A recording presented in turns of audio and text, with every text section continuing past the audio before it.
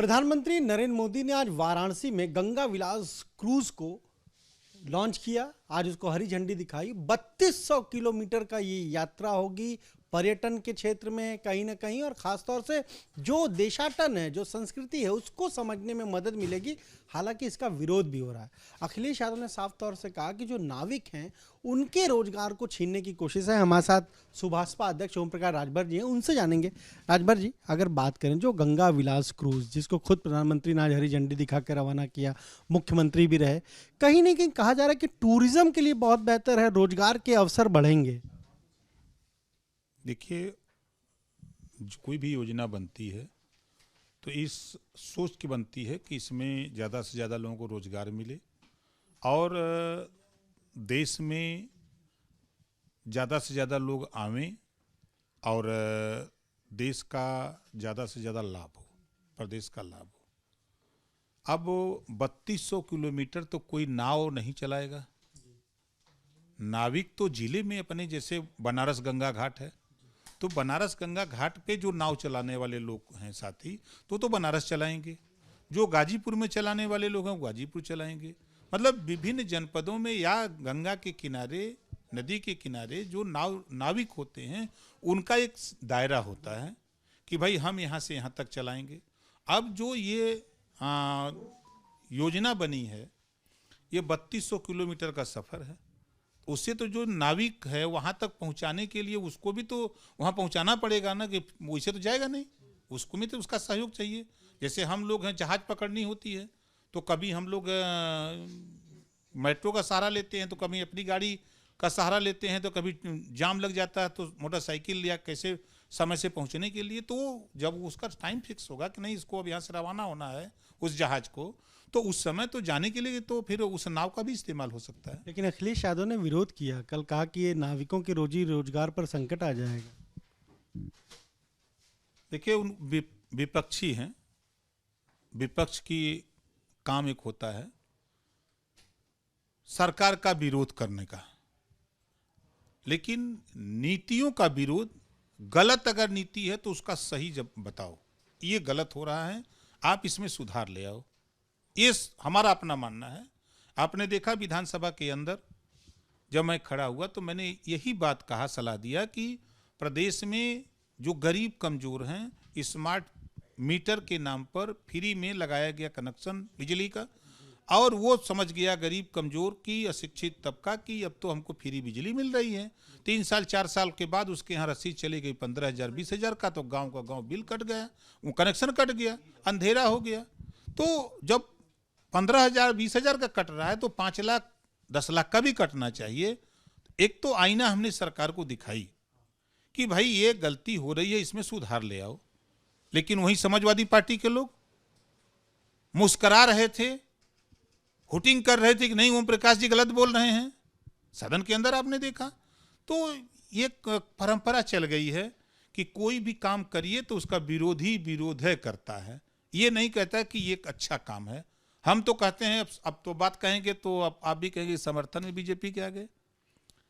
Vishwanath corridor को आप आज चले जाइए बनारस में, बेशक आपको एक अलग दृश्य, आज के 8 साल पहले वाला बनारस वो नहीं है जो काशी विश्वनाथ कॉरिडोर बना है, उसके बनने से एक दूसरा बनारस दिख रहा है। अब कहेंगे कि ले अब तो भाजपा की तारीफ करने लगे।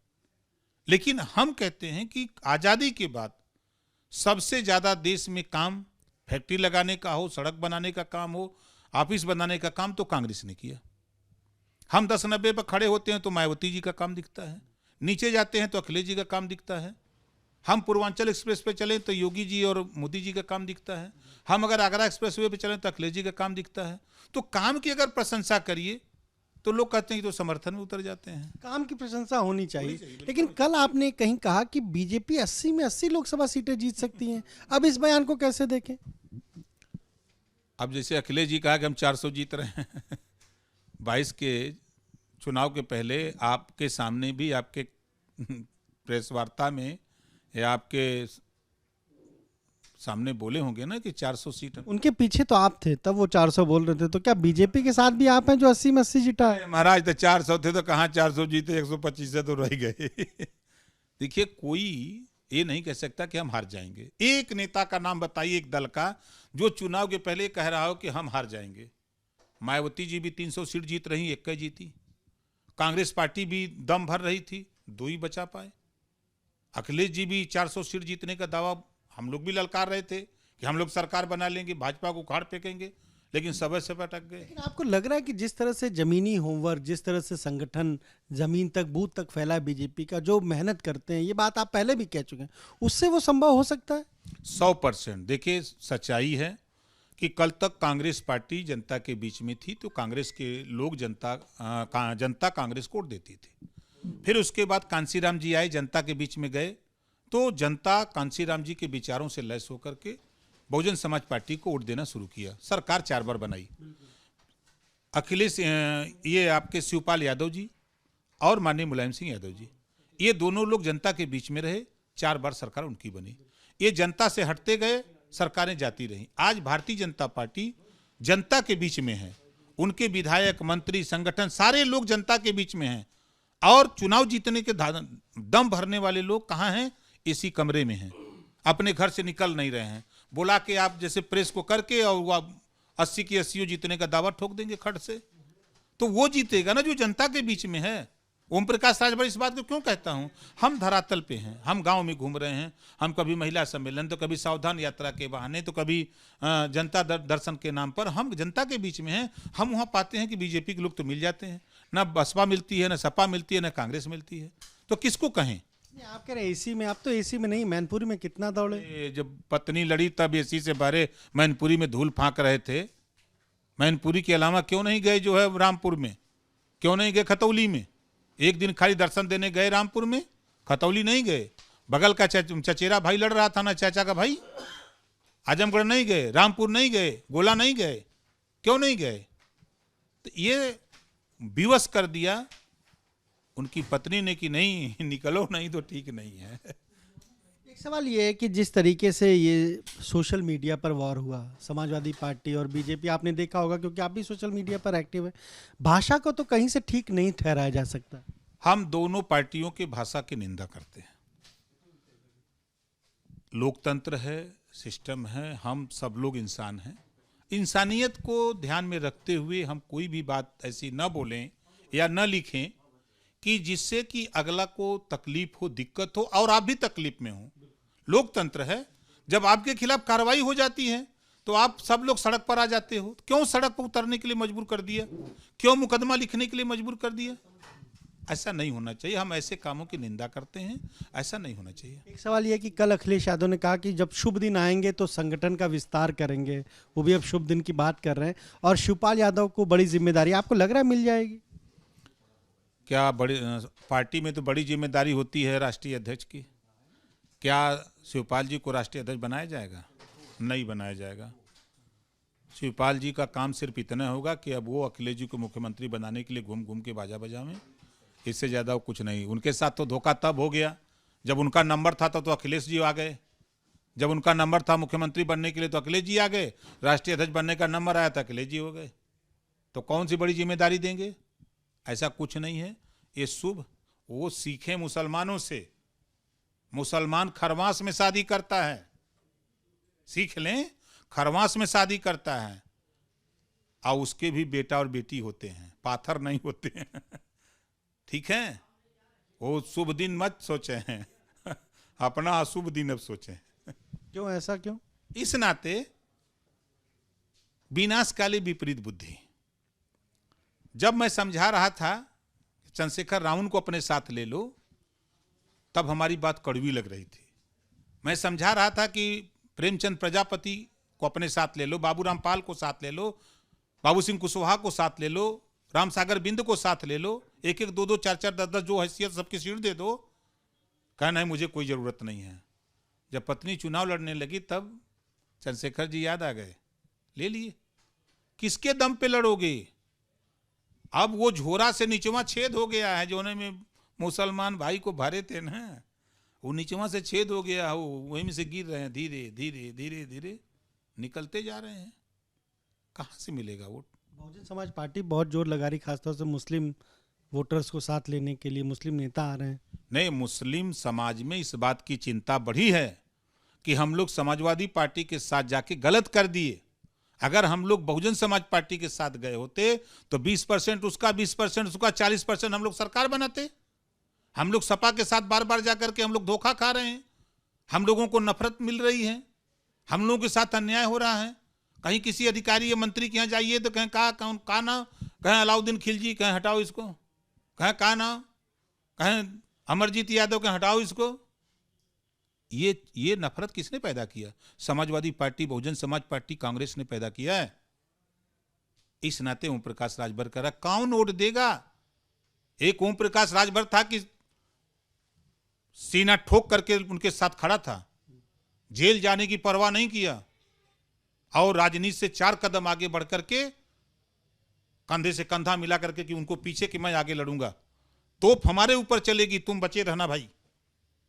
है कोई माइकलाल, कोई मर्द है बोलने वाला? सब पी पी करे वाला उनके संगे चिंगुरल हंसा।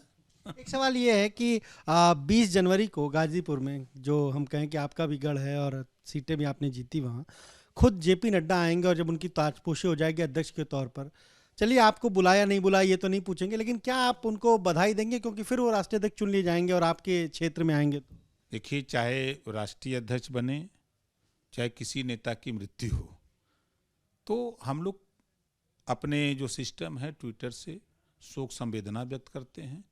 कोई जीत जाता है तो उसको बधाई देते हैं, कोई किसी अच्छे पद पर नियुक्त होता है तो उसको भी हम लोग बधाई देते हैं कि भाई आगे बढ़ो। ये तो हर पार्टी, हर नेता करता है, तो हम लोग भी करते हैं।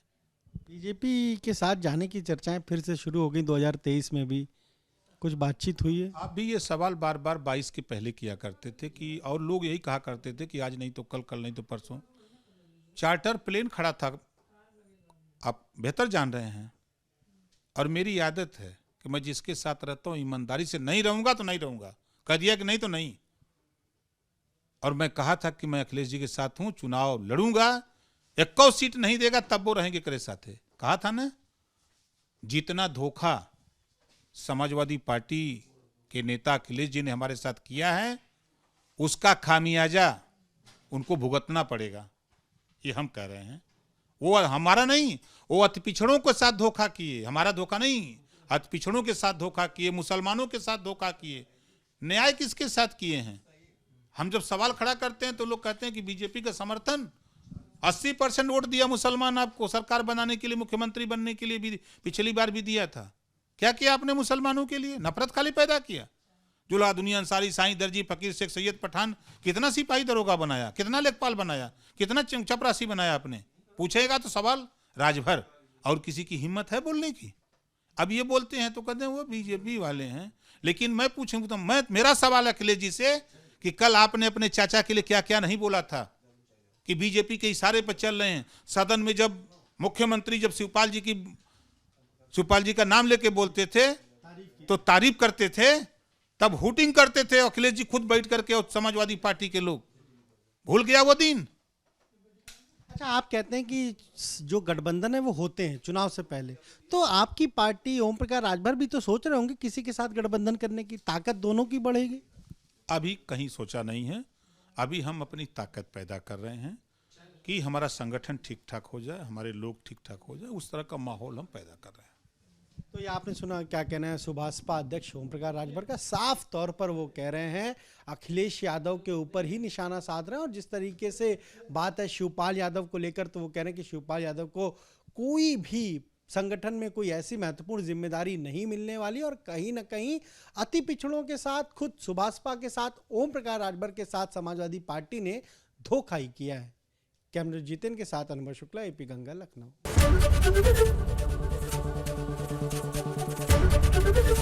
एबीपी गंगा, खबर आपकी, जुबान आपकी।